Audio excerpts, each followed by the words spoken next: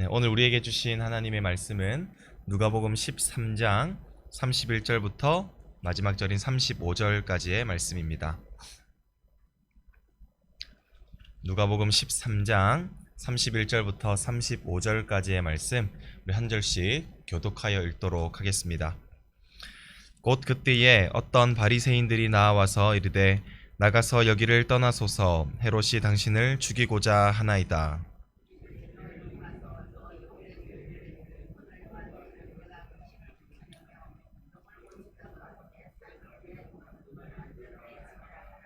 그러나 오늘과 내일과 모레는 내가 갈 길을 가야 하리니 선지자가 예루살렘 밖에서는 죽는 법이 없느니라.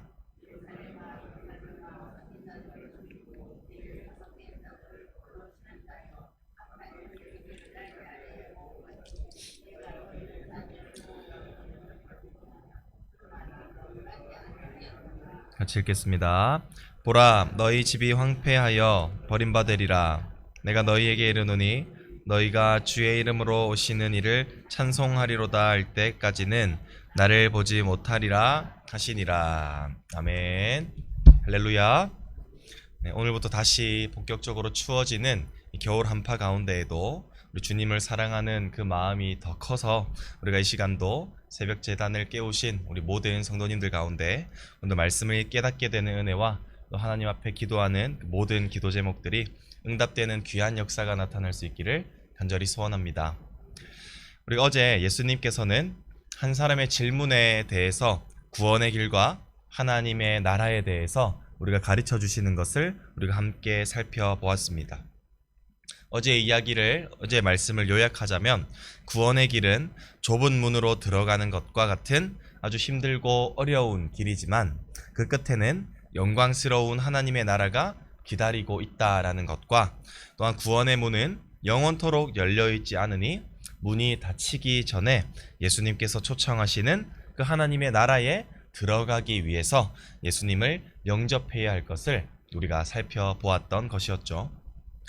이렇게 예수님께서 가르침을 사람들에게 이어가고 있는 그때에 몇몇의 바리새인들이 예수님께 나와 지금 헤롯이 당신을 죽이려고 찾는 중이니 어서 이곳을 떠나십시오 라는 정보를 제공해 줍니다. 그러나 이러한 정보를 제공했던 바리새인들은 정말로 예수님을 향한 그 마음, 선한 목적으로 예수님을 보호해야 한다는 생각에서 했던 행동이 아닙니다. 바리새인들과 헤롯의 공통된 목적이 있으니 이는 예수님을 미워하고 죽이고자 하는 마음이었습니다. 이러한 점에서는 그들이 하나가 된 것이었죠. 따라서 바리새인들은 예수님을 죽이려는 그 헤롯의 심정을 이용하여서 당장 우리들이 살고 있는 이 마을에서 예수님께서 떠나주시기를 바라고자 요구하고자 이러한 정보를 흘렸던 것이었습니다.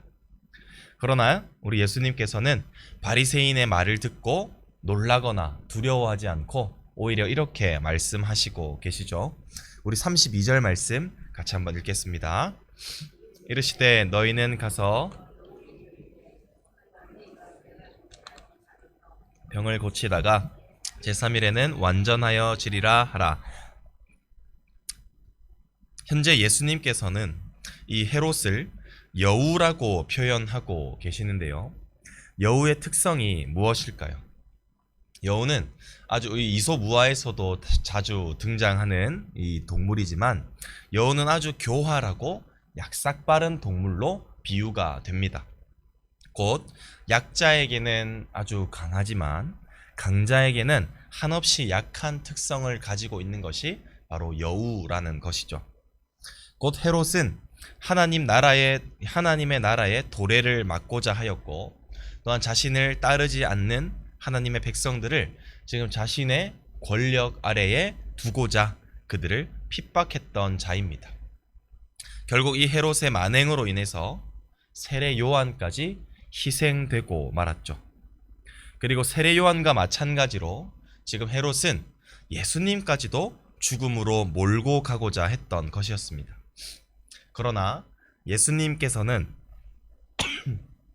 십자가를 지시기 위해서 이 땅에 보내심을 받은 그 하나님의 뜻이 결코 헤롯의 공격으로 인해서 무산될 일은 없을 것이라고 말씀하고 계시는 것입니다. 왜냐하면 메시아의 사명은 분명하게 정해져 있으며 또한 하나님의 뜻이 결코 사람의 계획에 의해서 변경되는 일이 없기 때문입니다.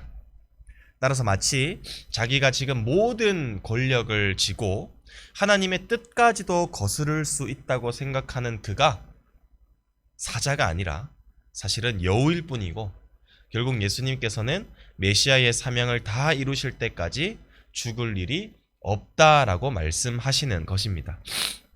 결국 예수님께서는 하나님의 뜻대로 예루살렘에서 십자가를 지심으로 죽으시게 될 것이고, 심지어 죽음의 권세를 이기시고 3일 만에 부활하심으로써 결국 완전하게 되실 것을 지금 선포하고 계시는 것입니다. 성도 여러분, 지금 이 예수님의 대답을 통해서 우리 성도들이 이 세상에서 살아가면서 어떤 마음으로 살아가야 하는가에 대한 대답이 주어지게 되었습니다. 그것은 어떤 사람도 하나님의 뜻을 거역할 수 없으니 우리는 그 하나님의 뜻을 믿고 이 세상을 담대히 살아가는 것입니다. 그렇다면 우리를 향한 하나님의 뜻이 무엇일까요? 바로 창세전부터 우리를 택하여 주시고 예수 그리스도로 말미암아 그분의 아들로 삼아 주시는 것이었습니다. 따라서 우리는 하나님의 아들로 한번 정해진 이상 그 무엇도 우리를 하나님의 사랑에서 끊을 수 없다라는 사실을 우리가 믿으며 담대하게 신앙생활 하는 것입니다.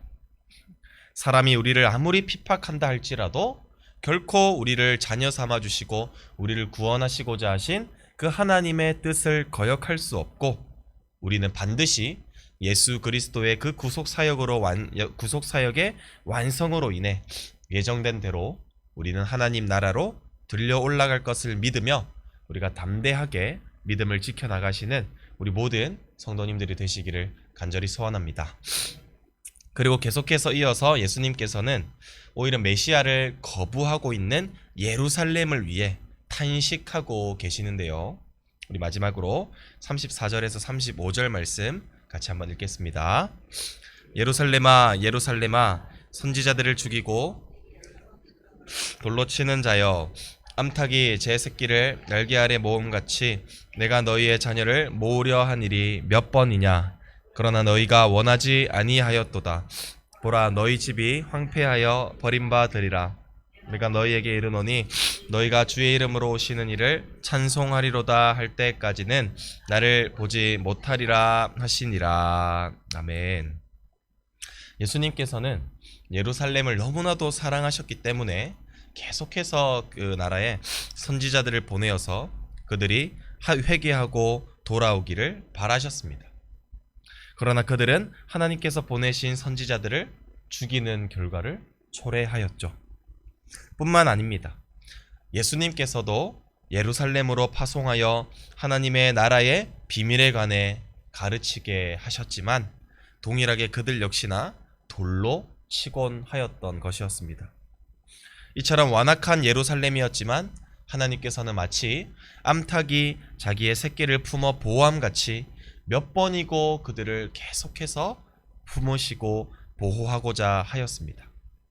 그러나 예루살렘은 계속해서 하나님의 사랑을 거부해왔고 심지어 메시아 대신 예수 그리스도까지도 배척하는 죄를 범하게 되고 말죠. 결국 예수님을 거절했던 그들이 받게 될 결과는 무엇일까요? 너희 집이 황폐하여 버림바 되는 것입니다. 아무리 하나님의 택하심으로 세워졌던 예루살렘이라 할지라도 결국 하나님의 뜻을 반대하고 심지어 메시아를 거부한다면 결국 심판이 도래하게 될 것이라는 사실입니다. 결국 예수님께서 말씀하신 대로 예루살렘은 기원 후 70년경 로마의 디도 장군을 통해서 돌 위에 돌 하나 남지 않고 완전히 파괴되고 맙니다. 그러나 이것은 건물의 파괴뿐만 아니라 예수님께서 이 땅에 다시 재림하실 때에 영원한 심판까지도 받게 될 것을 우리에게 암시해 주면서 오늘 본문은 마무리되고 있습니다. 우리 사랑하는 성도 여러분, 이제 말씀을 맺고자 합니다.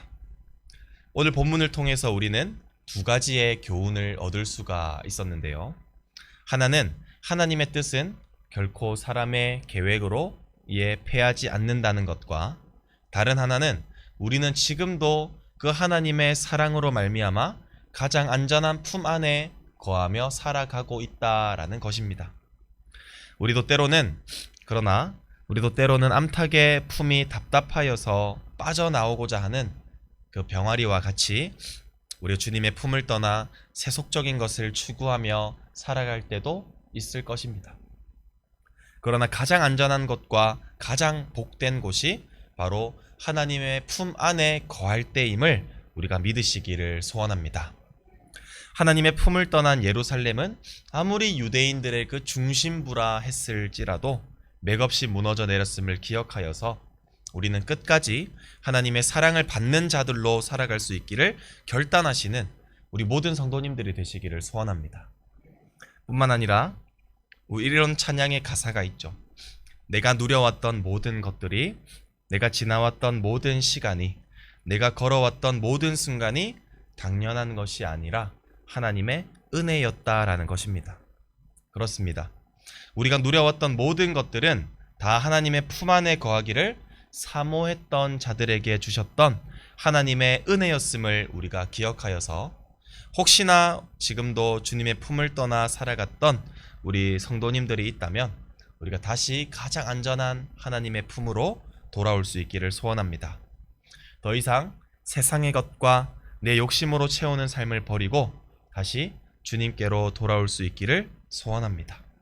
그랬을 때 나를 사랑하사 독생자까지도 기꺼이 보내어 주신 그 하나님의 사랑이 우리의 모든 허물을 덮어주시고 다시금 우리를 안전한 품으로 품어주실 줄로 믿습니다. 따라서 오늘 하루도 우리가 오늘 주어진 이 말씀을 붙들고 하나님의 품 안에 거하고자 살아가시는 저와 여러분들에게 하나님의 놀라운 은혜가 충만히 임하시게 되시는 오늘 하루를 살아가시기를 간절히 소원합니다. 기도하겠습니다.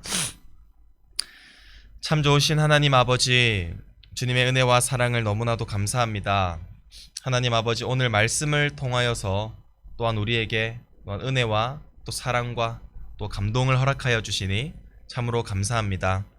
하나님 아버지, 오늘 우리 본문을 통하여서 하나님의 뜻은 결코 사람에 의해 패하거나 변하지 않는다라는 사실을 우리가 깨달음으로 말미암아 우리를 향한 하나님의 뜻이 분명하게 있음을 우리가 기억하여 이 세상에서 우리가 겪는 사람으로부터 받는 그 핍박이 있을지라도 혹은 우리의 상황 가운데에서 어떠한 삶의 고난과 아픔과 고통이 있는 삶을 경험할지라도 그것이 그 어떤 것들도 우리를 하나님을 향한 그 사랑으로부터 끊을 수 없다라는 사실을 우리가 기억하게 하셔서 그것으로 말미암아 우리가 좌절하고 낙심하여 지쳐 쓰러지는 것이 아니라 오히려 하나님을 더욱더 붙들고 우리가 다시 일어나 하나님과 함께 동행하는 삶을 살아갈 수 있도록 주님 도와주시옵소서.